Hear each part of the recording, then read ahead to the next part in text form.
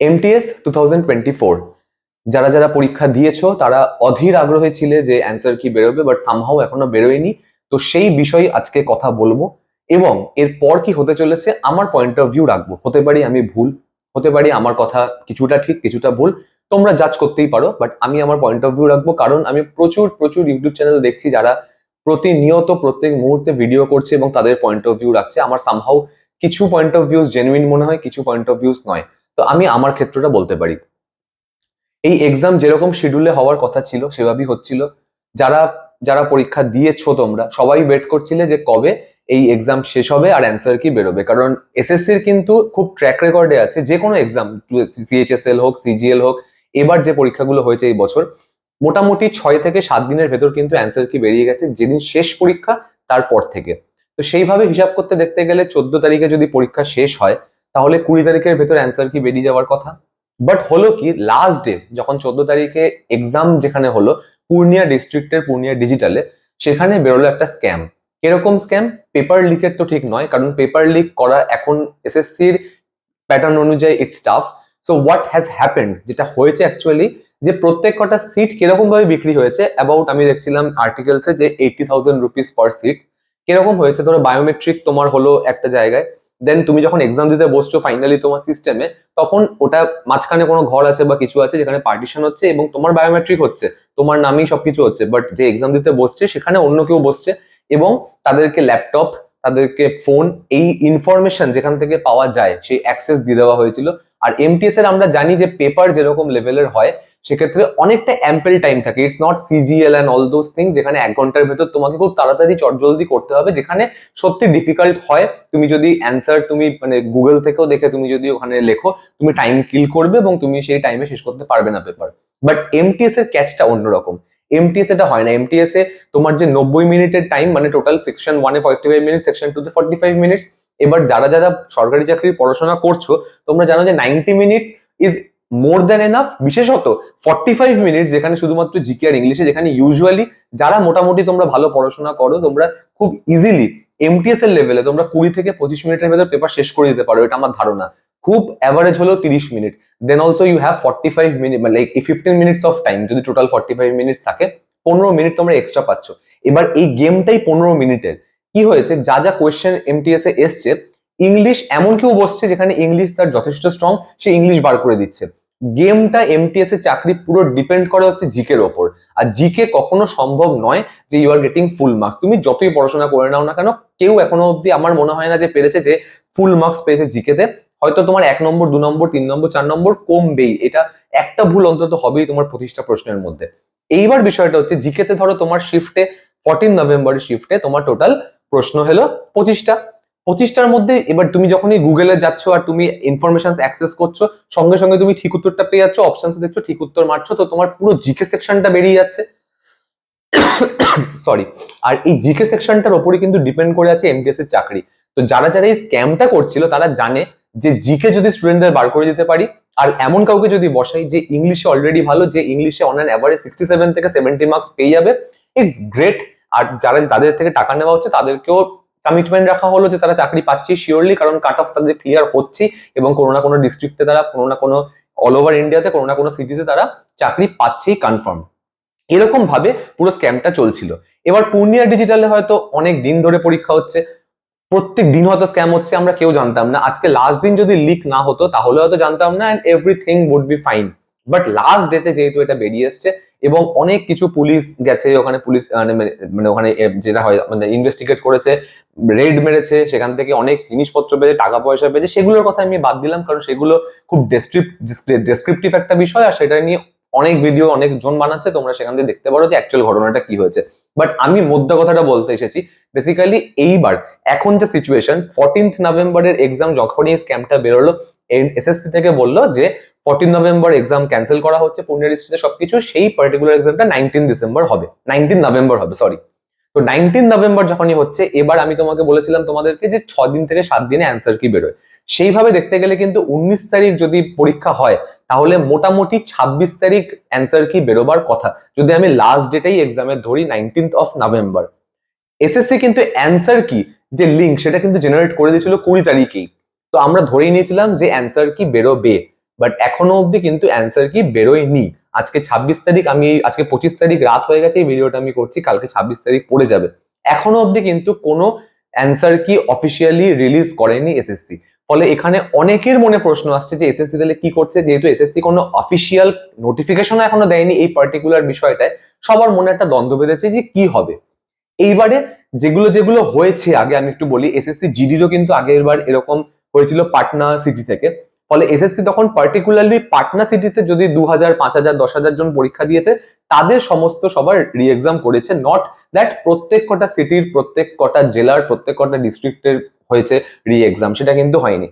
Even সিজিএলও আমরা দেখেছি tyre 1 last বছরেও সেম জিনিস, কোনো না কোনো সিটি থেকে হয়তো সেই স্ক্যাম বেরিয়েছে কোনো রকম ভাবে, সেই পার্টিকুলার সিটির যত কটা শিফট হয়েছিল সেইগুলোকে আবার রি এক্সাম করেছে, সবার কিন্তু করেনি। এখানে প্রচুর জন ভিডিও করছে যে পুরো গোটা ইন্ডিয়া, পুরো এমটিএস যে যারা যারা দিয়েছিল, প্রায় এবার 28 লাখ 29 লাখ স্টুডেন্টরা পরীক্ষা দিয়েছে, ফর্ম ভরেছিল 55 লাখ প্লাস।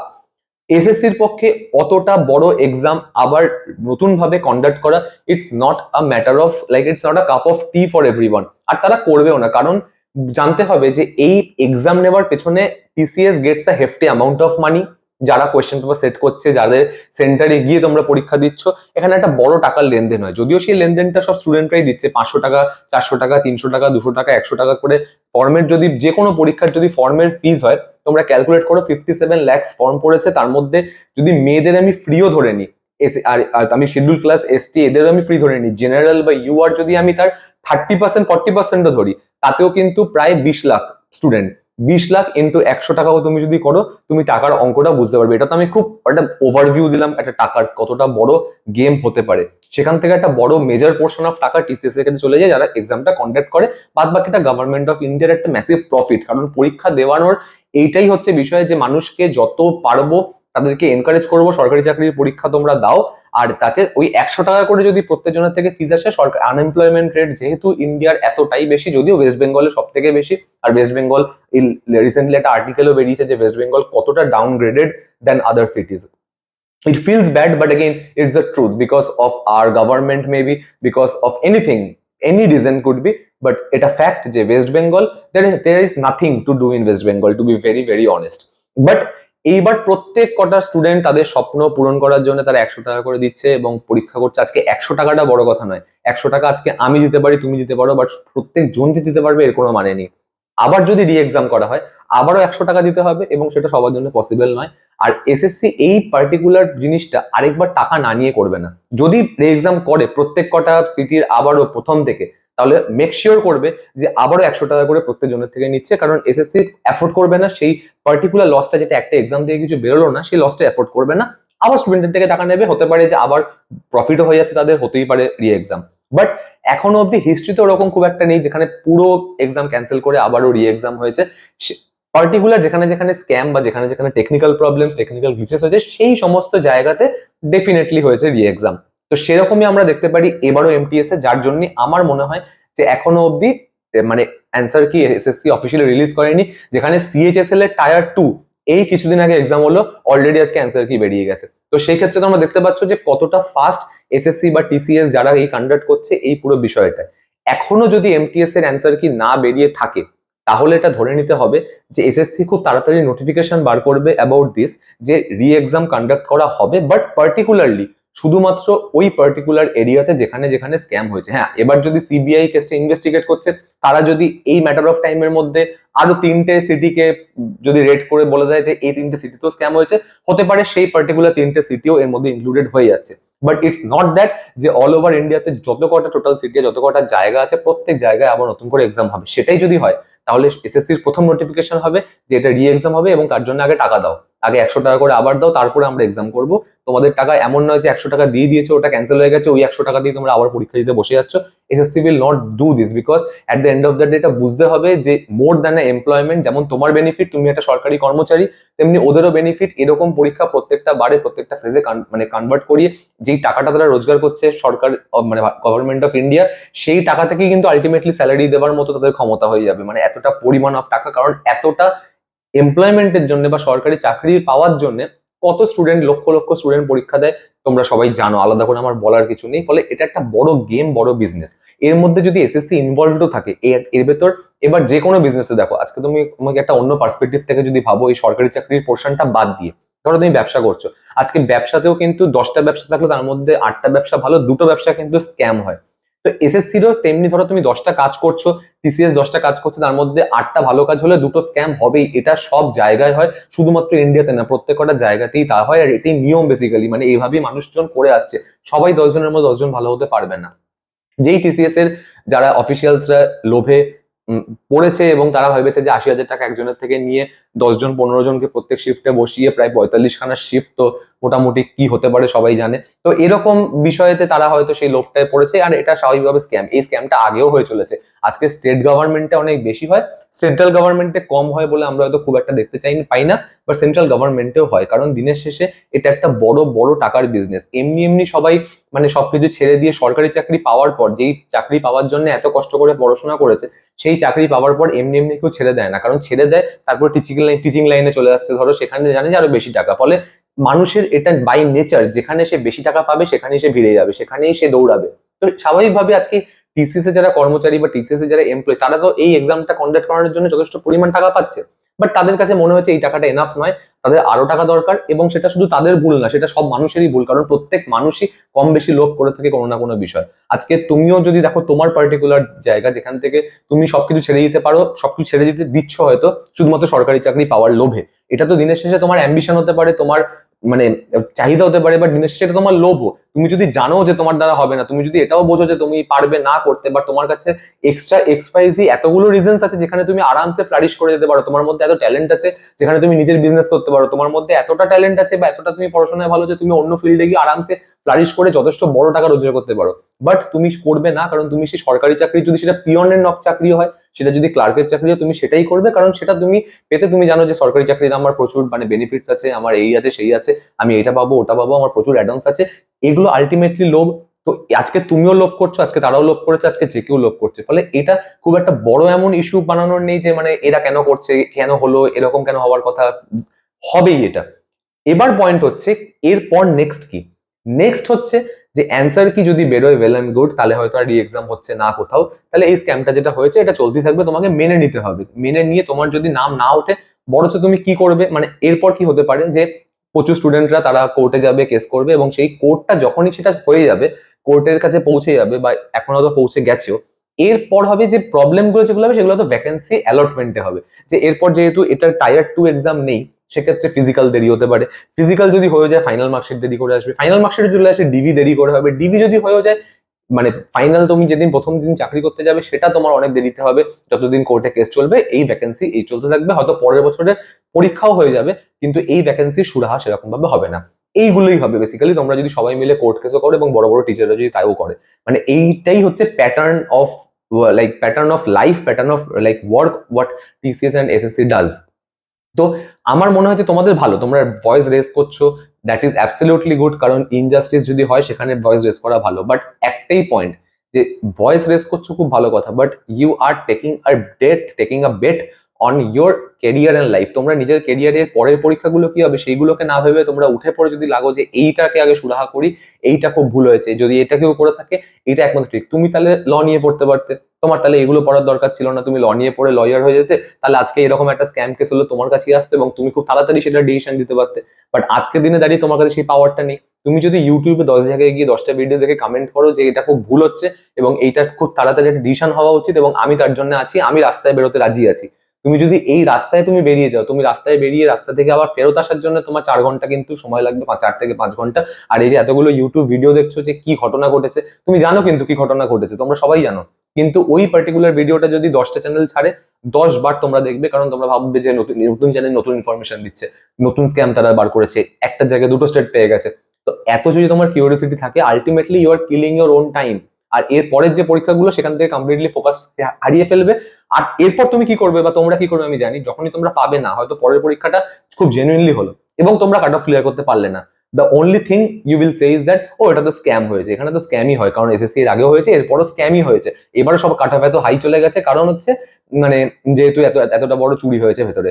বাট এটা কিন্তু অ্যাডমিট করবে না যে না তোমার পেপারটা নিজে তুমি দিতে ভালো মানে ভালো করে পারোনি, তোমার নিজের কিছু ফ্লস ছিল, নিজের কোনো ফল্ট ছিল, কারণ তুমি নিজের সময় নষ্ট করেছো পার্টিকুলারলি এই জিনিসটাতে ওপর, যেখানে তুমি পড়াশোনা করতে, এর জায়গায় যদি 10টা রিজনিং করতে, 10টা ম্যাথস করতে, 10টা ইংলিশ করতে, 10টা ভোকাব মুখস্থ করতে, তোমার পরীক্ষার হলে 2 নম্বর হলেও বাড়তো। সেটা বাড়বে না কোনোভাবে, উল্টে 2 নম্বরের জায়গায় নেগেটিভ মার্কিং হয়ে 3 নম্বর কি 4 নম্বর কমে যাবে। অবভিয়াসলি তোমার কাট অফ ক্লিয়ার হবে না। কাট অফ যখনই ক্লিয়ার হবে না, তুমি আবারও বলবে যে এসএসসি ইজ স্ক্যাম। এরকম বছরের পর বছর চলতে থাকতে থাকতে একটা পয়েন্ট অফ টাইমে গিয়ে যখন আলটিমেটলি রিয়েলাইজ করবে যে তোমার দ্বারা সরকারি চাকরি হলো না বা তুমি পেলে না, কারণ এটা একটা পুরোপুরি একটা স্ক্যাম ওয়ার্ল্ড, তখন you will say bad things against SSC, bad things against government job.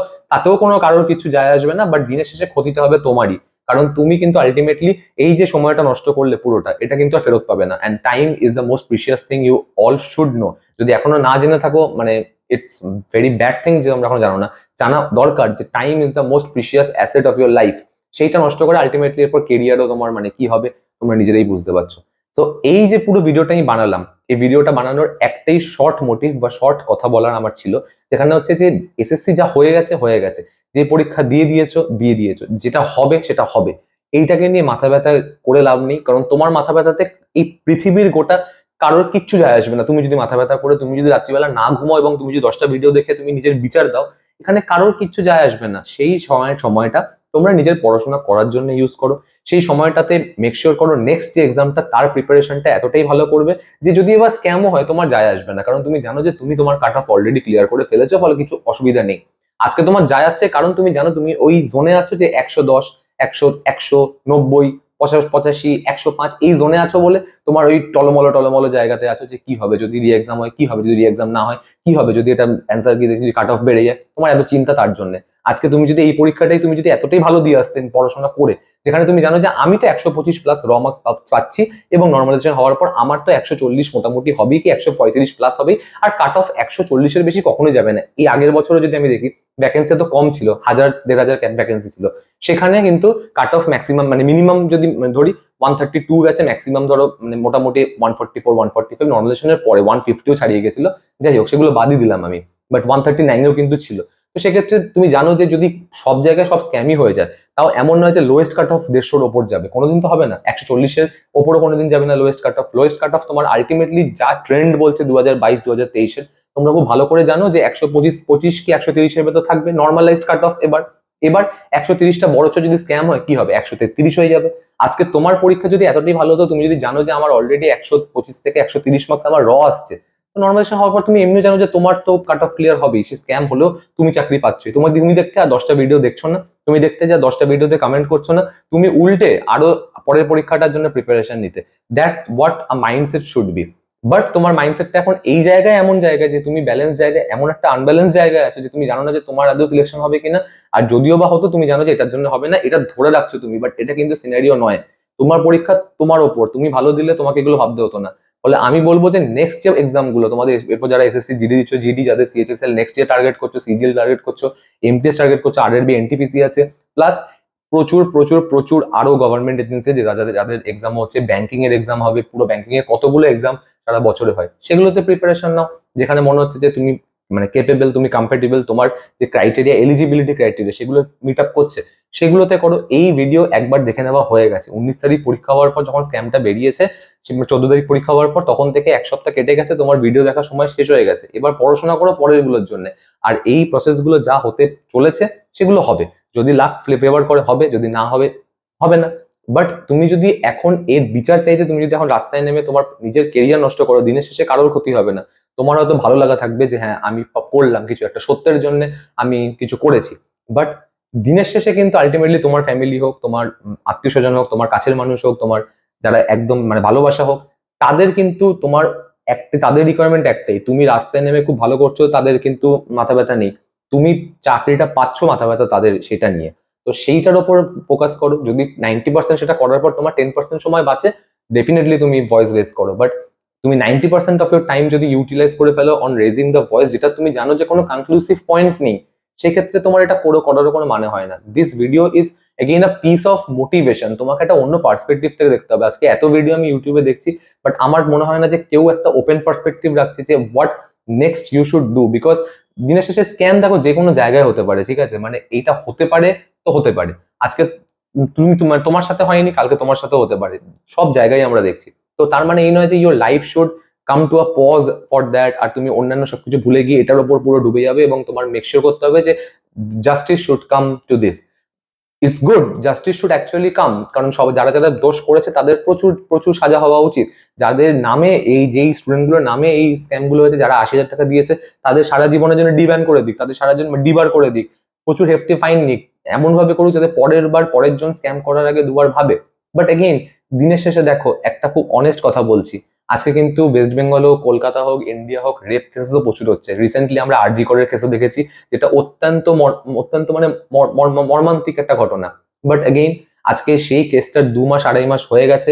What, মানুষও কিন্তু ভুলে গেছে। মানুষ, the humans have actually moved on. আর this is the corrupt nature of system.